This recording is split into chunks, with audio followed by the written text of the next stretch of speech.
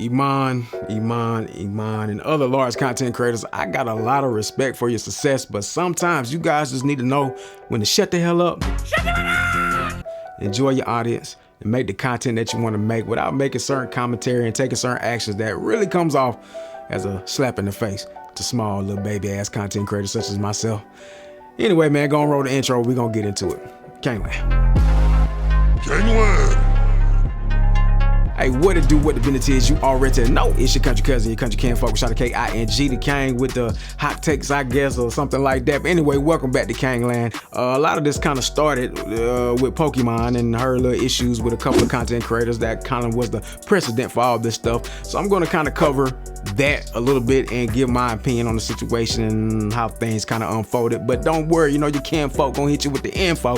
So let's get to it, baby. So the world's favorite female streamer, Iman, Pokimane, and niece has been a big topic of conversation as of late, with some back-to-back controversies not going in her favor, at least from a content creator's perspective anyway. But if you don't know Iman, and yes, that is how you pronounce her name, I mean, I could at least give her that much respect. She is the biggest female streamer on Twitch, period. Now, whether or not you believe that she deserves it, she pulls the numbers in, so it makes it true. Myself, personally, I don't see the appeal. I don't find her cute and bubbly personality entertaining or engaging, at least not for the type of content I want to consume. Her style and delivery of humor would label any male offering the same exact content as a loser cornball destined for failure and mediocrity. Do it side by side, okay?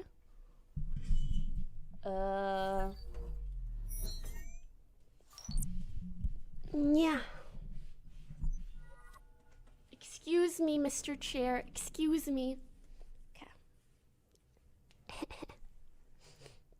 Watch me mess up my own dance.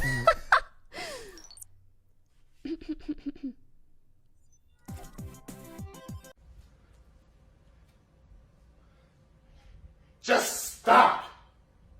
Just stop it. Stop. No. I also did not appreciate how she responded to a favorite content creator of mine, It's a Gundam, for a satirical critique of her fans that she took as a personal attack when it wasn't that, and it cost them a hard-earned sponsorship. A response that ushered in the current wave of backlash that she has poorly dealt with over the last couple of months, and tweets that, while they were meant to be clapbacks, only kind of shed light on what could be described as a fragile ego and a big-ass sense of entitlement built on the back of her success. And for as cute as she may be overall, generally speaking, of course, I would never see myself searching her out to whet my sexual appetite like many of her paying fans seem to be doing. Like, if I saw her on the street, I wouldn't waste a second glance on her just based off of her appearance. No Capadonna buddy. Now, that's not to say I think Iman is ugly, not by any stretch of the imagination. I honestly believe that if I knew her in real life and were to foster some kind of relationship with her, not necessarily romantically, but any kind of situation like that, I would have no issue being seen with Iman or putting Iman on a pedestal as far as being my spouse, things of that nature. So I'm not saying like, oh, she's this disgusting, hideous looking person that gets a lot of attention for no reason. I just want to put that out there. Now, however, her basic low effort, low value content offerings really just leave me confused as to why anyone would pay to support it. I know so many male creators that go above and beyond the Call of Duty to try to give viewers an entertaining product that can't even so much as get an empty follow, and you quickly realize that the content game isn't fair at all. But I get it though. What a lot of people fail to realize about her success is derived from that basic appeal that I mentioned. And what I mean by that is the fact that her appearance and value is so baseline, so plain that any average guy feels like they could have a shot with the baseline cute girl that's in the games. I mean, at this point, most of us has heard the phrase when considering a super attractive woman that she's out of your league, and Iman, without her online success, would appear to be in any man's league. Now, in contrast to some of her other female counterparts, Pokimane seems approachable, attainable even, and I would bet that most guys wouldn't fear or be that much affected by a rejection from Pokimane in real life. I know I wouldn't, and I believe therein lies her mass appeal. It's a formula for success that a lot of women in the influencer space use, whether they know it or not, that gets them the 1,000 followers while you're stuck at 100. Now, knowing what I know about the content creation game, I would never say that a woman doesn't have to work hard for her success, but it would be disingenuous to deny the inherent boost that a female can get in potential support over a man with just a drop of personality or skill in her category. And don't tell me that it don't exist, because we see it all the time. Man, I'm fine with the double standard if we all could just be mature enough to acknowledge subject, but on the internet, we know that'll never happen. But with all that being said, it is what it is when you have a male-dominated consumer base, and hell, even I can admit that it's easier for me to stick with a female stream for a longer time over a male stream when checking for new content creators. Even tossing aside the physical attraction factor, there really is some sort of intrinsic gender bias that I feel men give to women in these content spaces, but I could only be speaking for myself. Now, I mean, I could cruelly describe it as the male gaze, but it's more complicated than that. I mean, it's almost as if I want to see what special value does this woman offer in the space that has been historically defined as for socially awkward males by socially awkward males. And it's funny to me that once making money became a potential reward in the space, then women started to claim more real estate and demanded and cultivated more categories that defied the core concept that made the space valuable in the first place.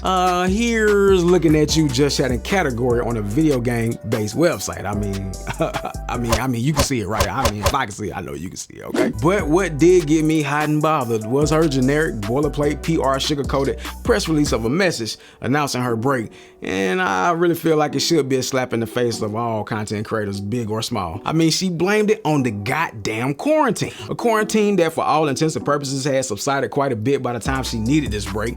A quarantine that probably had the least effect on the industry she resides in. In fact, it probably boosted it for those in her position, you know, at the old tippity top. But I'm gonna read and react to her message, so here it goes if you're ready for it. Since quarantine began, it's been hard for me to find the same joys and motivation for making content. The things I look forward to the most, like visiting my family, traveling, going to conventions, and meeting some of you, are impossible right now. This has led me to feeling burnt out for quite some time, and that's because I've been planning to take a month off. Now I gotta say, this is some pure unmitigated fuck shit.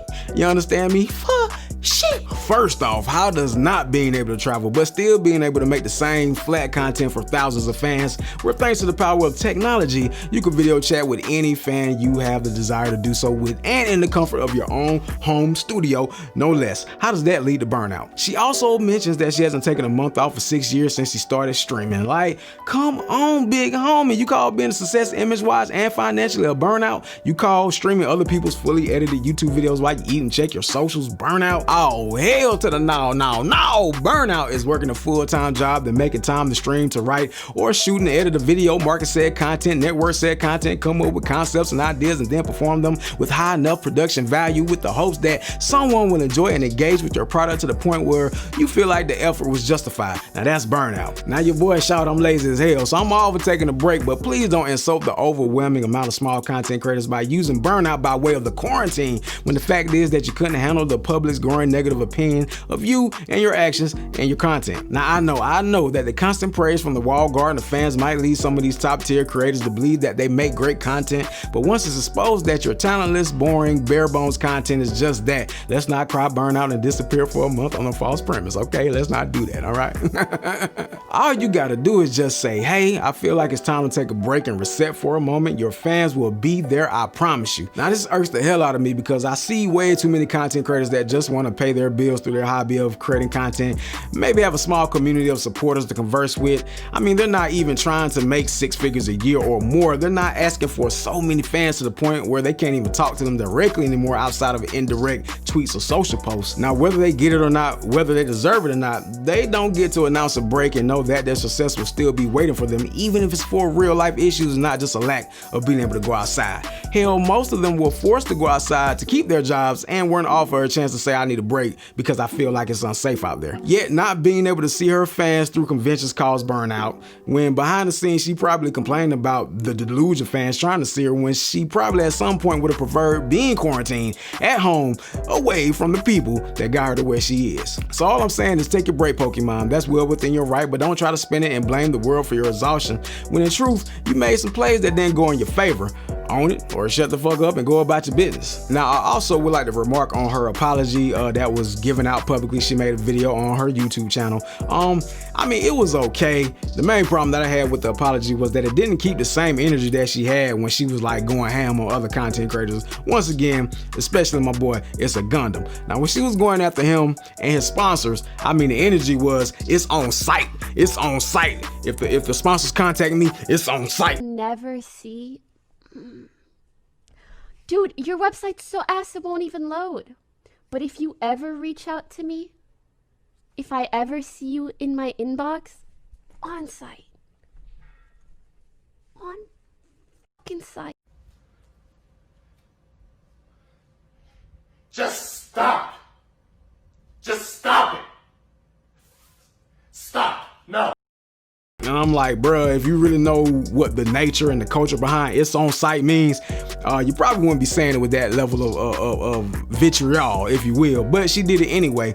But in the apology, we didn't get that same level of vitriol. She did typically what most women do. Hate to say it, not trying to be a misogynist or whatever, but she does the whole, I'm sorry guys, I come to understand my actions were wrong and all that, which is cool, but it never feels genuine because it's never in the moment. Typically what happens is if a woman does something and everybody supports it, you never hear about an apology. You never hear about maybe I was too harsh, maybe I went too hard. But once everything backfires, then you start to get the, I'm sorry guys, please forgive me. I'm just a little girl out here in the world and I will do better next time. And I just don't appreciate that. Kind of at this point, I wish she wouldn't have made the video, really.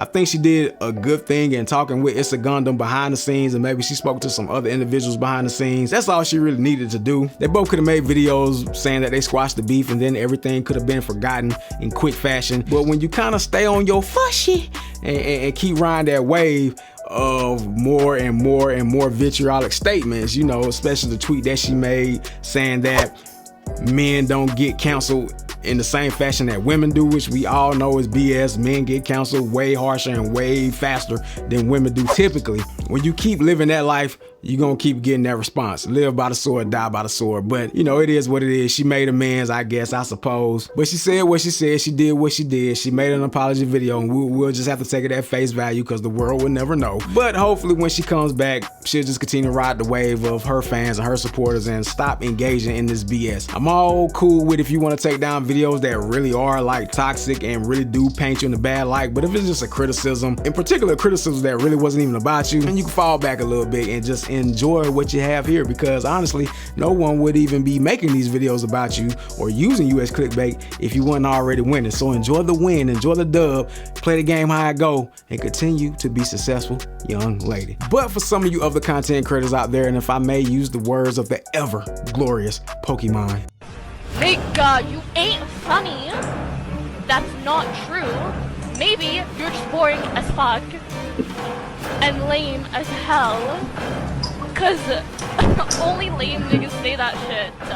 But you know what cool Negroes would do? They'll slide below this video, hit that like button, drop a comment or two, and of course, simp the ever-loving simple-liciousness out of that old subscribe button. The Kangland and the Kang folk greatly appreciate it. But you already know how it go. Here's the motto: games, tech, success, the hell else you need. And I'm out here, Kangland.